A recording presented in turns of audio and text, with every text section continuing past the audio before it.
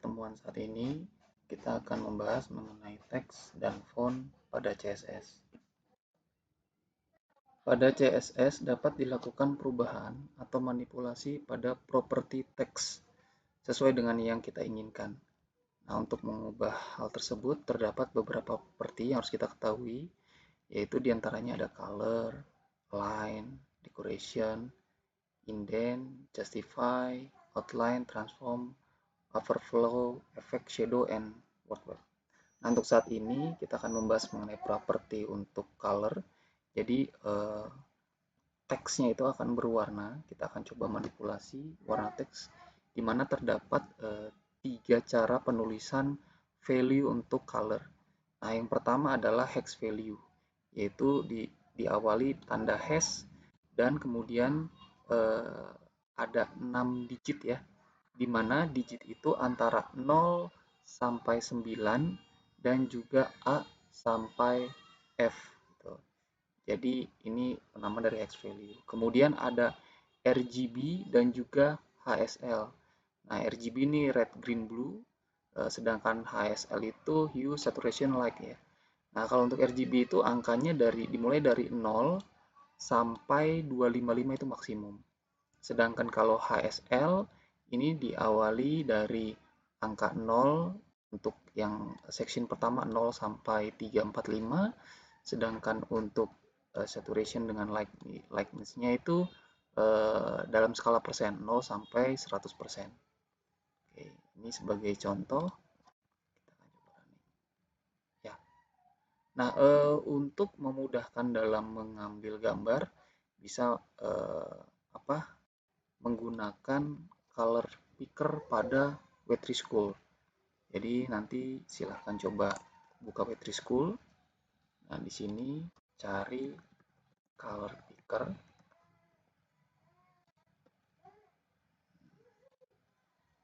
Nanti di sini ada berbagai macam warna.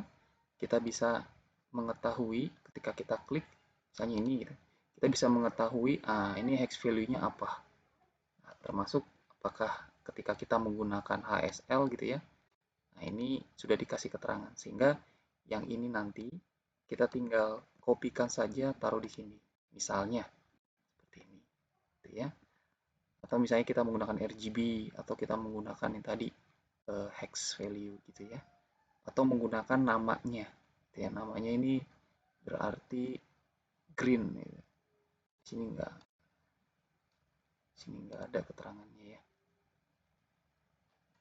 Oke, ini juga untuk beberapa varian yang lain dari beberapa warna yang akan dipilih nantinya. Text line di sini fungsinya untuk mengatur perataan teks pada posisi horizontal dari sebuah kumpulan teks, di mana ketika kita menggunakan properti text align, value-nya itu adalah ada left, right, center, justify, dan juga inherit. Nah, ini adalah contoh dari penggunaan properti text align. Hasilnya kurang lebih seperti ini. Oke, ini untuk properti vertical align itu mendefinisikan perataan teks secara vertikal. Jadi secara tidak langsung 1-2 kalimat itu bisa kita set apakah dia bisa posisinya di atas ataupun di bawah, tergantung dengan value-nya. Secara default value-nya itu baseline. Tapi kita bisa ubah value-nya dengan menggunakan length, persen, sub, super, top, text top, middle, bottom, text bottom, initial, dan juga inherit. Nah, di sini contohnya sudah di set menggunakan sub dengan posisi di bawah, kemudian supper di mana teksnya nanti posisi di atas, sedangkan yang ini dalam value persen di mana dia posisinya di atas, tapi skalanya 75% dari default, gitu, dari paragraf defaultnya. Oke, ini contohnya. Nah, ini kurang lebih tampilannya seperti ini. Ini adalah tag justify. Properti ini menyempurnakan metode justification ketika kita menggunakan text align yang sudah di set pada justify. Jadi ketika text align-nya, propertinya text align di mana value-nya justify, maka kita bisa menggunakan ini, gitu ya, menggunakan text justify di mana value-nya itu ada beberapa, yaitu auto, interword, interideograph, intercluster, distribute, Kashida, dan juga bahkan kita nggak memakai text justify, yaitu non. Nah, ini contoh penggunaannya untuk text justify auto, kurang lebih seperti ini. Ini adalah penggunaan dari text decoration. Pada dasarnya, property text decoration digunakan untuk membuat atau menghapus dekorasi pada teks. Nah, di sini untuk property text decoration terdapat beberapa value, yaitu non, itu tidak ada tidak ada dekorasi teks. Kemudian ada underline, overline, line through, blink, dan juga inherit. Nah, untuk inherit sendiri, dia menyatakan nilai properti yang diwarisi dari elemen parent. Ini contohnya ketika kita mendeklarasikan ini ya, kelas dengan nama kelasnya kelas 1, di mana di sini kita mendeklarasikan parent-nya dari H1, berarti yang lihat dari sini, yang bagian paling atas dengan text decoration-nya underline. Nah, kita tinggal tulis saja di sini inherit, maka dia akan melihat bahwa ini parent-nya adalah H1, elemen H1 dengan text decoration .2 underline. Lebih contohnya seperti ini. Oke ya. Ini untuk kelas 1 itu dipakai untuk heading. Heading 1 kelas 1 dan juga kelas 2. Sehingga untuk text decoration-nya inherit dari yang paling atas. Kemudian kelas 2-nya dia memiliki property font size.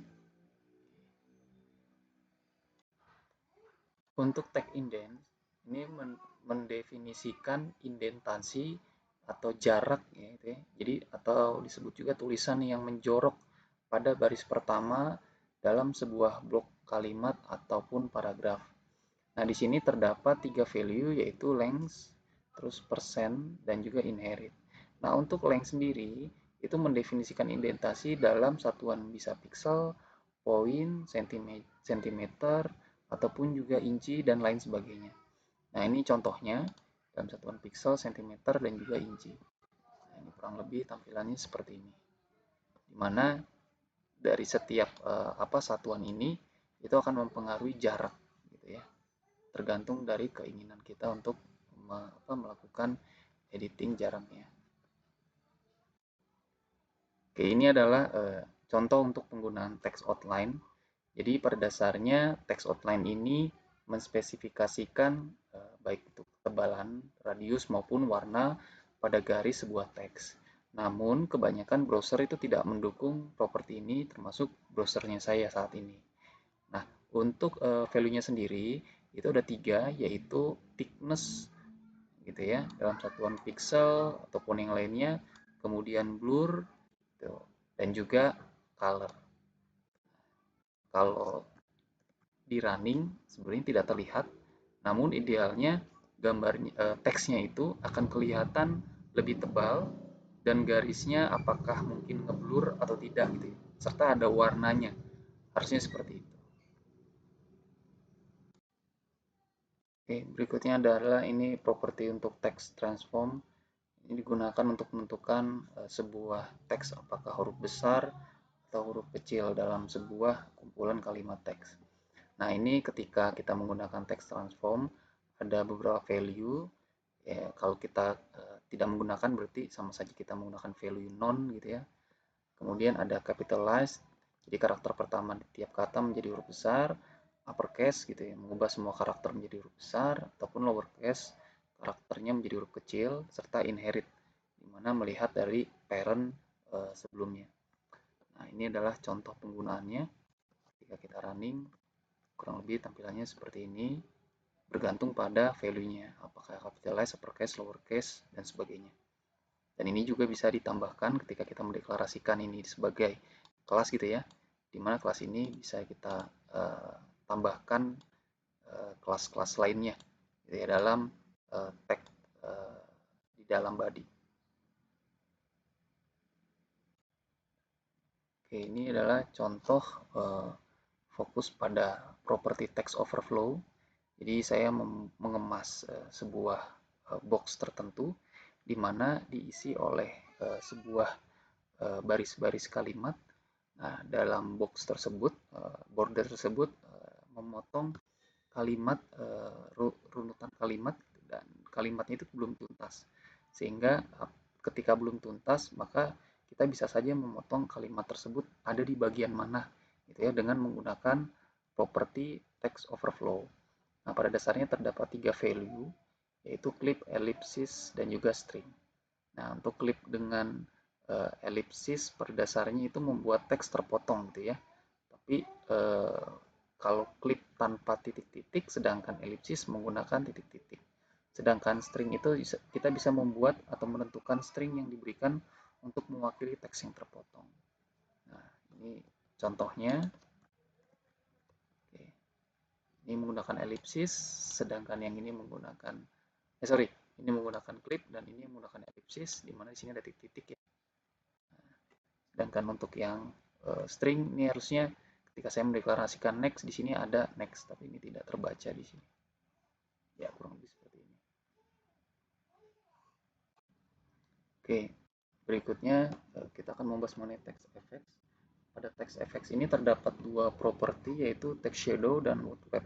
Dan keduanya itu membantu dalam menentukan efek pada sebuah teks. Nah, untuk text shadow dia menentukan bayangan secara horizontal dan juga vertikal, kemudian juga ada jarak untuk blur teksnya, dan juga serta warna untuk shadow-nya seperti apa. Nah, adapun value pada text shadow itu ada 4, yaitu hash shadow paling pertama dideklarasikan, kemudian berikutnya V shadow, kemudian ada blur gitu ya, dan ini sifatnya opsional, dalam artian bisa digunakan atau tidak, dan termasuk juga value color gitu. Nah, ini juga opsional, bisa kita gunakan atau tidak. Misalnya kita hanya menggunakan untuk H dengan V shadow, berarti hanya 2 value saja yang kita gunakan tanpa adanya blur dan warna. Kurang lebih ini contoh yang sudah saya set. Ya, kira-kira ini gambarnya ya. Tampilannya seperti ini. Nah, untuk word wrap ini properti yang digunakan guna membungkus sekumpulan kata-kata yang panjang dalam tiap baris berikut-berikutnya gitu ya. Nah, di sini value pada word wrap itu ada 2, yaitu normal dan break word.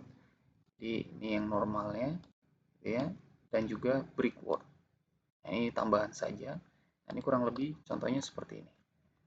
Jadi kalau misalnya ada kalimat yang panjang sekali gitu ya, nah ini normal itu berarti dia nggak akan terpotong. Ini ada border, ada box, tapi dia nggak terpotong. Tapi kalau menggunakan break word, maka dia yang panjang ini pasti akan dipotong, tidak keluar dari bordernya. Properti font menetapkan font dalam satu deklarasi. Properti yang dapat diset dimulai dari font family, font size atau line height, font style, font variant, dan juga font weight. Jadi nanti kita akan menuliskan satu font properti ini gitu ya, di mana value-nya itu berurutan. Ini contohnya seperti ini. Nah, dalam memilih jenis font untuk website, kondisi yang sama juga menjadi pertimbangan penting. Dalam CSS, kita bisa menggunakan berbagai jenis font sesuai dengan desain yang diinginkan. Namun, font yang akan ditampilkan pada web browser sepenuhnya berasal dari komputer user atau pengunjung web. Jika kita memilih font yang tidak sesuai standar, gitu ya, maka desain web yang telah dirancang serapi mungkin bisa jadi kacau. Karena bisa saja font yang kita pilih itu tidak tersedia di komputer si pengunjung web. Nah, untuk mengatasi hal tersebut, kita bisa menggunakan font standar yang umum tersedia dalam berbagai sistem operasi seperti Windows, Linux, macOS, dan lain sebagainya. Nah, menggunakan font standar ini akan menjamin desain web yang telah dirancang dapat didukung oleh mayoritas web browser. Nah, untuk properti dan value pada font CSS ini, pertama kita mendeklarasikan font stylenya, kemudian ada font varian gitu ya, kemudian ada font weight-nya, font size, dan juga font family. Kemudian kita juga bisa menambahkan di situ entah caption, icon, menu, message box, small caption, status bar, initial, dan juga inherit. Nah, jadi ini saya coba buat saja untuk font propertinya, gitu ya, seperti ini. Nah, ini yang di sini ada dua ID, menggunakan ID para 1 dan ID para 2. Oke, kurang lebih tampilannya seperti ini ya. Oke, berikutnya penggunaan font family. Nah, properti font family digunakan sebagai pengendali jenis huruf. Jika saja browser tidak mendukung font pertama, maka browser akan mencoba font berikutnya, gitu ya. Nah, kurang lebih terdapat dua tipe font family, yaitu family name dengan generic family. Nah, kalau untuk family name ini grup font yang terlihat sama, seperti serif atau monospace ya. Kemudian ada generic family yang fontnya spesifik, Times New Roman, Arial itu spesifik. Nah, dalam penulisan font family, jika lebih dari satu kata, maka harus ditulis dalam tanda kutip, seperti font family tanda kutip Times New Roman tutup kutip. Nah, dan jika ada lebih dari satu font family, maka jangan lupa dipisahkan dengan tanda koma. Nah, ini contohnya penggunaan ketika lebih dari satu kata ada tanda kutipnya buka dan tutup kutip. Kemudian kalau satu kata, tapi kalau misalnya ada banyak, berikan tanda koma, dan seterusnya. Oke. Jadi ini kurang lebih contohnya ya.